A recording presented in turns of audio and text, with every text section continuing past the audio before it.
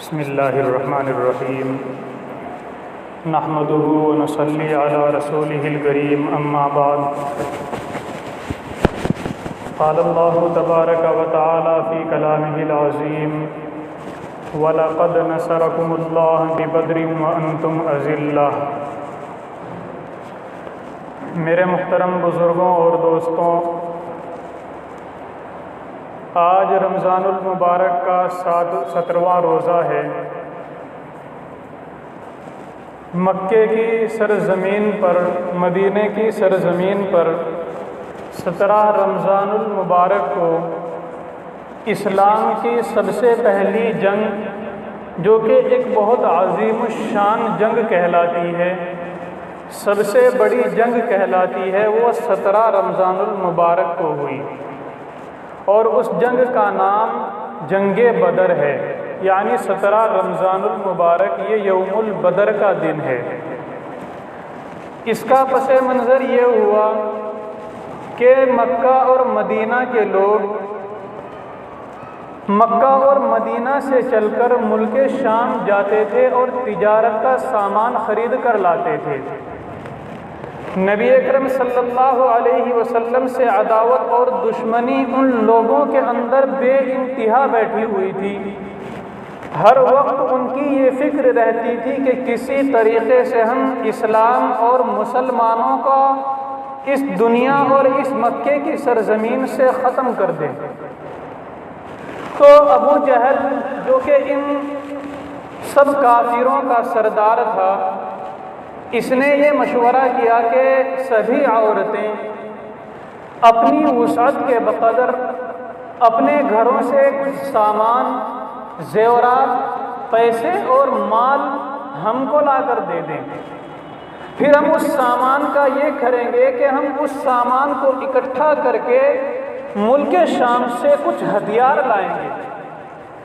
کچھ اوزار لائیں گے، اور ان ہتھیاروں کا استعمال ان مسلمانوں کے خلاف کریں گے، اس سے ان مسلمانوں کی گردنوں کو اڑائیں گے۔ جب ہم مسلمانوں کے خلاف ہتھیار کا استعمال کریں گے تو مسلمان خود بخود کمزور پڑ جائے گا۔ اب نبی اکرم صلی اللہ علیہ وسلم کو اس چیز کا علم ہو گیا کہ کفار مکہ نے ہمارے خلاف ایک سازش بنائی، ایک پروپیگنڈا بنایا، اور اس میں یہ سب لوگ اپنا مال چندہ کر کے، اکٹھا کر کے ہمارے خلاف کچھ ہتھیار استعمال کرنا چاہتے ہیں۔ نبی اکرم صلی اللہ علیہ وسلم نے دوسرے روزے کو، جب نبی صلی اللہ علیہ وسلم کو خبر ملی، دوسرا روزہ تھا،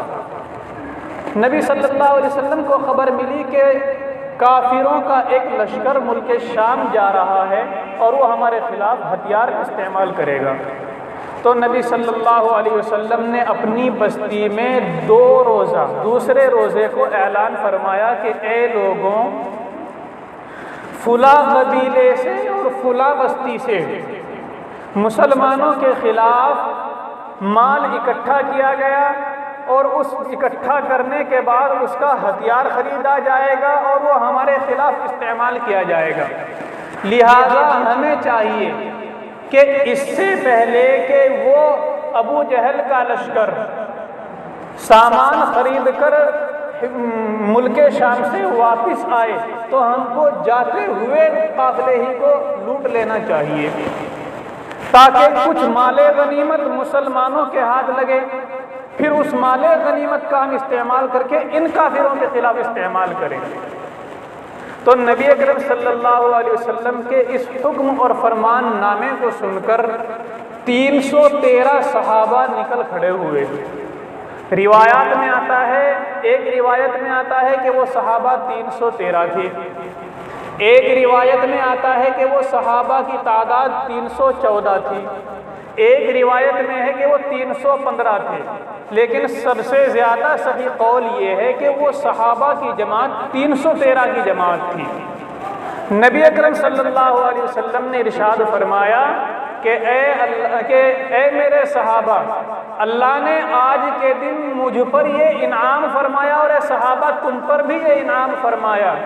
کہ اللہ نے جس وقت سے زمین کو بنایا تھا اور آج تک جتنے رسول بھیجے ہیں ان رسولوں کی تعداد 313 ہے۔ نبی تو بہت سارے آئے لیکن رسولوں کی تعداد 313 ہے، لہذا آج میرے صحابہ کی تعداد بھی 313 ہے، اور ہمیں پکا یقین ہے کہ آج ہم فتح اور کامیابی حاصل کر کے لوٹیں گے۔ ادھر سے ایک قافلہ، نبی صلی اللہ علیہ وسلم کا قافلہ، ان کے پاس صرف 2 گھوڑے، 70 اونٹ اور 6 زیرے، یعنی لوہے کا لباس جو پہننے کا ہوتا ہے 6، اور بہت کم تلواریں تھیں۔ لڑنے کا ارادہ ہی نہیں تھا ان لوگوں کا، تو ان کا تو صرف قافلے کو روکنے کا ارادہ تھا کہ ہم جا کر ابو جہل کے قافلے کو روکیں گے، اور 313 ہم ہیں، وہ بہت کم تعداد میں تھے، تقریباً 40-45 آدمی جا رہے تھے کہ ہم ان کو کافی ہیں، لہذا 313 کی تعداد کافی ہے۔ بغیر لڑنے کے ارادے یہ صحابہ کرام اور نبی صلی اللہ علیہ وسلم نکل کھڑے ہوئے، اور عالم یہ ہے کہ کبھی حضور صلی اللہ علیہ وسلم پیدل چل رہے ہیں، ایک اونٹ تھا، ایک اونٹ کے اوپر حضرت نبی اکرم صلی اللہ علیہ وسلم، حضرت ابو بکر صدیق رضی اللہ تعالیٰ عنہ اور حضرت ابو لبابہ رضی اللہ عنہ، یہ 3 شخص باری باری سوار ہوتے ہیں۔ ایک ایک اونٹ پر کسی پر 3 آدمی سوار ہوتے ہیں، کسی پر 4 آدمی سوار ہوتے ہیں، اکٹھے نہیں بلکہ باری باری۔ نبی صلی اللہ علیہ وسلم اونٹ کے اوپر سوار ہیں، حضرت ابو لبابہ ایک طرف، حضرت ابو بکر رضی اللہ عنہ ایک طرف، اور اس اونٹ کو لے کر چل رہے ہیں۔ جب نبی صلی اللہ علیہ وسلم کی باری پوری ہو جاتی، حضور صلی اللہ علیہ وسلم اونٹ سے نیچے اتر جاتے، ابو بکر صدیق رضی اللہ عنہ اونٹ کے اوپر چلتے۔ ابو بکر کی باری پوری ہو جاتی، حضرت ابو لبابہ اونٹ کے اوپر سوار ہو جاتے ہیں، اور ابو بکر صدیق رضی اللہ عنہ اونٹ سے نیچے اتر جاتے ہیں۔ اس طریقے سے باری باری یہ تمام کے تمام صحابہ کرام اللہ کے راستے میں چلے جا رہے ہیں بغیر کسی جنگ کے ارادے کے، اور سامان ان کے پاس اتنا مختصر، کیونکہ ان کا لڑنے کا ہی ارادہ نہیں تھا۔ جس وقت یہ صحابہ کرام کا قافلہ اپنے گھر سے نکلا اور قریب پہنچا بدر کے میدان کے، تو وہاں جا کر ابو جہل کو خبر ہو گئی کہ محمد صلی اللہ علیہ وسلم اپنے ساتھیوں کے ساتھ ہم سے لڑنے کے لیے، ہم سے مقابلہ کرنے کے لیے نکل چکا ہے۔ تو ابو جہل نے اپنے 2 آدمی مکے کی طرف دوڑائے اور یہ اعلان کرایا مکے میں جا کر کہ جا کے اعلان کر دو مکے کے اندر کہ اے قریش کے لوگوں، محمد صلی اللہ علیہ وسلم اپنے قافلے کو لے کر تمہارے قافلے کو لوٹنے کے لیے نکل کھڑا ہوا۔ یہ پیغام ابو سفیان نے بھجوایا تھا۔ ابو سفیان اس کافروں کے قافلے کی اس وقت رہنمائی کر رہے تھے۔ اب تک ابو سفیان اسلام نہیں لائے تھے، بعد میں حضرت ابو سفیان رضی اللہ عنہ اسلام لے آئے تھے، لیکن اس جنگ بدر تک اسلام نہیں لائے تھے۔ تو ابو جہل کو جب اس چیز کی خبر پہنچی تو ابو جہل نے اعلان کیا اور 1000 نوجوان تندرست صحت مند لوگوں کو تیار کیا اور ان کو سامان جنگ مہیا کرایا، اور یہ کہا کہ جاؤ، تمہارے قافلے پر محمد صلی اللہ علیہ وسلم حملے کا ارادہ رکھتا ہے، تمہارے قافلے کو محمد لوٹنے کا ارادہ رکھتے ہیں، تم جاؤ اپنے قافلے کو بچاؤ۔ یہ 1000 کا لاؤ لشکر بڑی شان و شوکت کے ساتھ چلا جا رہا تھا، اور قرآن کریم نے ان کے اترانے کو اس انداز سے بیان فرمایا اور مسلمانوں کو یہ نصیحت فرمائی کہ مسلمانوں، جب تعداد میں زیادہ ہو جاؤ یا کسی بھی چیز میں زیادہ ہو جاؤ تو اترانا مت۔ وَلَا تَكُونُوا كَالَّذِينَ خَرَجُوا بَطَرًا وَرِئَاءَ النَّاسِ، کہ تم ان لوگوں کی طرح مت ہو جانا جو اکڑ کر چل رہے تھے، لوگوں کو دکھلانے کے لیے چل رہے تھے۔ اور کیا دکھلا رہے تھے یہ ابو جہل کا لشکر؟ کہ آج ہم جائیں گے،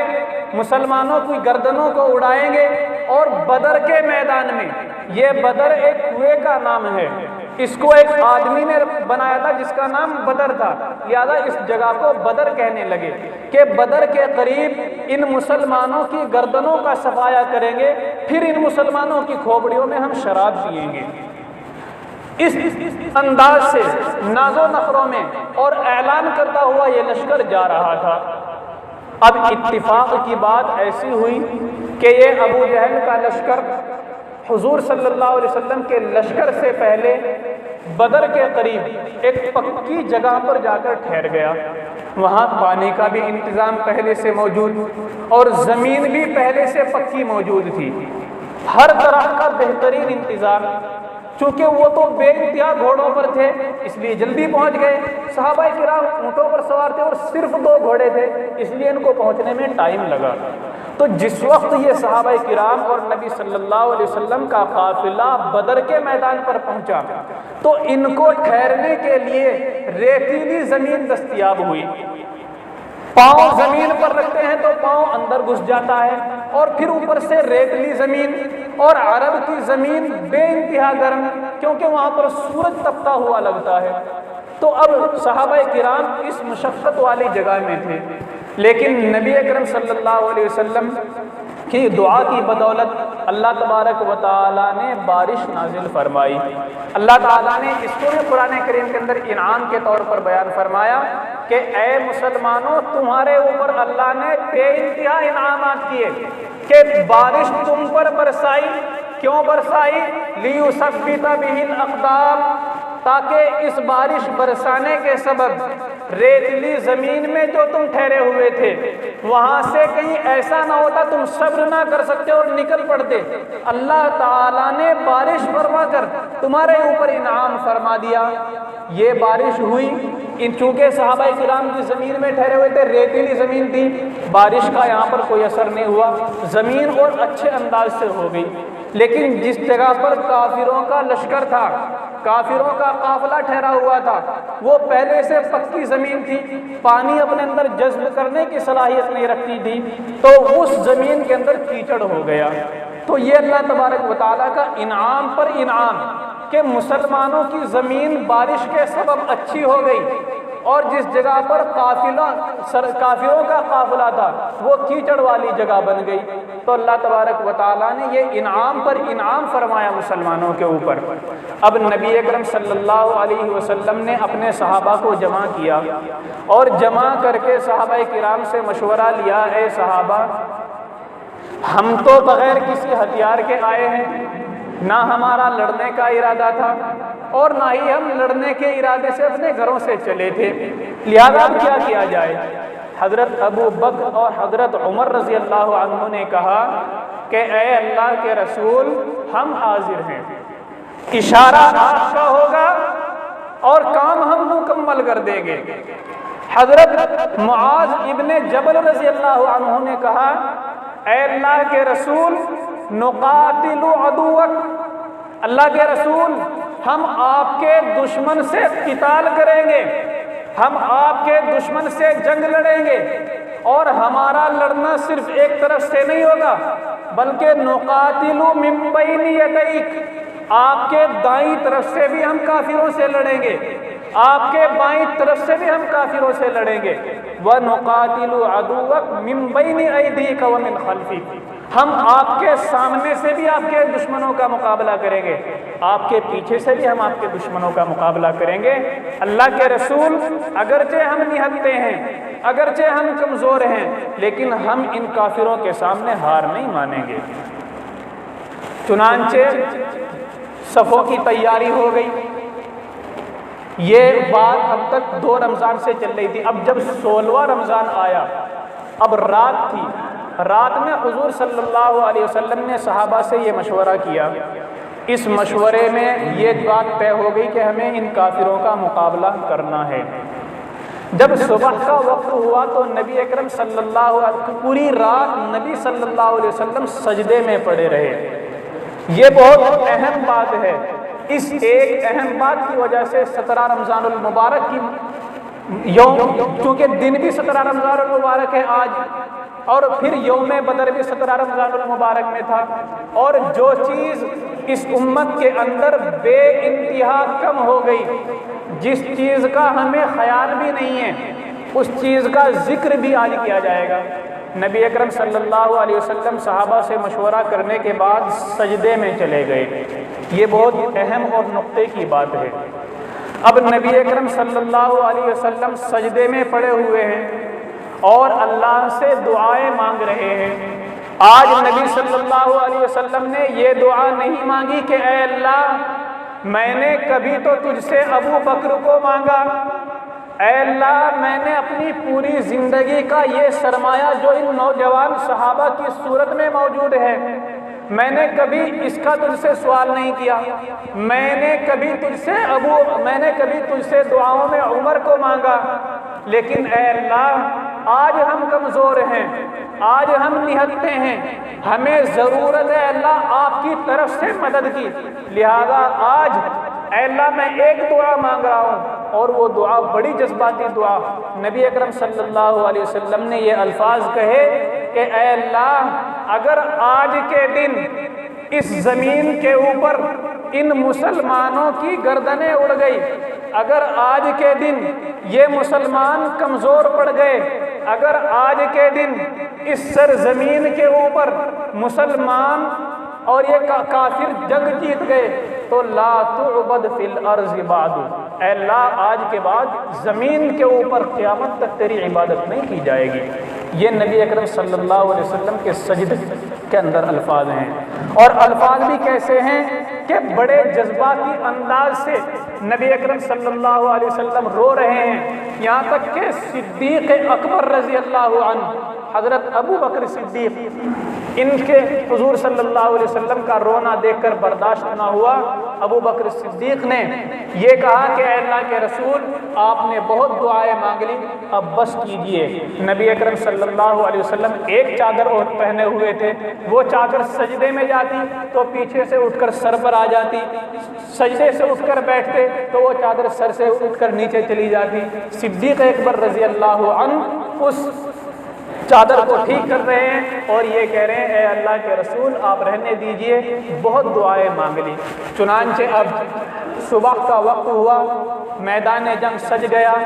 نبی اکرم صلی اللہ علیہ وسلم صحابہ کو ترتیب دے رہے ہیں، ایک ہاتھ میں چھڑی ہے، صحابہ کو ترتیب دیے ہوئے جا رہے ہیں۔ ادھر سے ابو جہل نے 3 آدمیوں کو نکالا جنگ میں لڑنے کے لیے، عتبہ، شیبہ، ولید۔ عتبہ، شیبہ، ولید، یہ بہت کام کی باتیں ہیں، مسلمانوں کو اپنی تاریخ کو یاد رکھنا چاہیے، اس لیے بہت اہم سے باتوں کو سننا چاہیے۔ ابو جہل نے 3 آدمیوں کو نکالا، عتبہ، شیبہ، ولید، اور یہ اعلان کیا کیا مسلمانوں کے اندر کوئی ایسا شخص ہے جو ہمارا مقابلہ کرنے کے لیے تیار ہو جائے؟ صحابہ کرام کی جماعت میں سے 3 صحابہ کھڑے ہوئے۔ ابو جہل کہنے لگا اخرج یا محمد من قومک اطفاءنا، اے محمد یہ کمزور لوگ ہمارا کیا مقابلہ کریں گے، ایسے آدمی نکالیے جو ہمارا مقابلہ کر سکتے ہوں۔ چنانچہ نبی اکرم صلی اللہ علیہ وسلم نے ان 3 صحابہ کو بٹھایا اور کہا حمزہ کھڑے ہو جاؤ۔ حضرت حمزہ پہنچے اور لائن میں لگ گئے۔ دوسرے نمبر پر حضور اکرم صلی اللہ علیہ وسلم نے کہا عبید کھڑے ہو جاؤ، حضرت عبید کھڑے ہو گئے۔ تیسرے صحابی حضرت نبی اکرم صلی اللہ علیہ وسلم نے علی کھڑے ہو جاؤ۔ یہ 3 جلیل القدر صحابی۔ ابن قیم رحمۃ اللہ علیہ نے ایک نقطہ بیان کیا ہے، وہ نقطہ کہ صحابہ کرام کی جماعت میں 3 آدمی نکلے، ان 3 آدمیوں کے ناموں سے ہی پتہ چلتا ہے کہ آج کی جنگ مسلمان جیتیں گے۔ کیسے کہ سب سے پہلے خلیفہ کے سب سے پہلے صحابی جن کو کھڑا کیا حضرت حمزہ رضی اللہ عنہ ہیں، اور حمزہ رضی اللہ عنہ ان کے بارے میں خود اللہ کے رسول نے ارشاد فرمایا کہ حمزہ تو اسد اللہ و اسد رسولی، کہ حمزہ تو اللہ کا بھی شیر ہے رسول کا بھی شیر ہے، لہذا اللہ کے شیر کو کوئی ختم نہیں کر سکتا۔ دوسرے صحابی حضرت علی رضی اللہ عنہ، علی علو بلندی کہ حضرت علی رضی اللہ عنہ کے ترجمہ ہی بلندی کا ہے، جس کو اللہ بلند کرے اس کو کوئی نہیں گرا سکتا۔ تیسرے صحابی جن کو حضرت نبی اکرم صلی اللہ علیہ وسلم نے بھیجا، عبید کے معنی اللہ کا بندہ، یعنی جو اللہ کی عبادت کرتا ہو، لہذا ان تین ناموں سے پتہ چلتا ہے کہ یہ جنگ مسلمان ہی جیتیں گے۔ اس کے بالمقابل کافروں کے جو تین آدمی تھے، عتبہ کے معنی ہی غیظ و غضب، غصے کے آتے ہیں کہ آج ان کے اوپر اللہ کا غصہ نازل ہو کر رہے گا۔ دوسرا آدمی ولید کے معنی چھوٹے سے لڑکے کے آتے ہیں، چھوٹے سے بچے کو، کمزور سے بچے کو ولید کہتے ہیں۔ تو ان ناموں سے پتہ چلتا ہے کہ یہ جنگ ہاریں گے۔ تیسرا آدمی جو ابو جہل نے کھڑا کیا تھا، شیبہ کے معنی بوڑھے کے آتے ہیں۔ تو ہوا یہی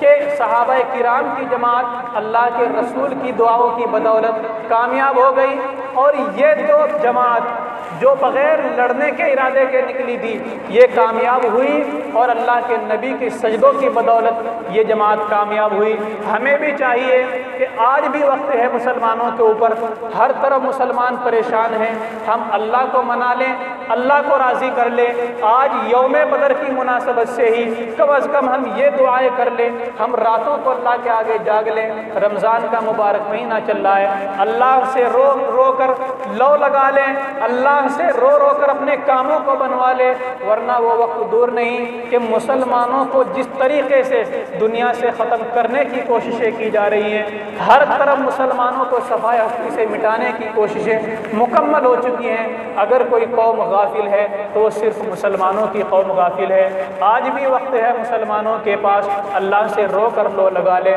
اللہ تبارک و تعالی ہمیں قبول فرمائے۔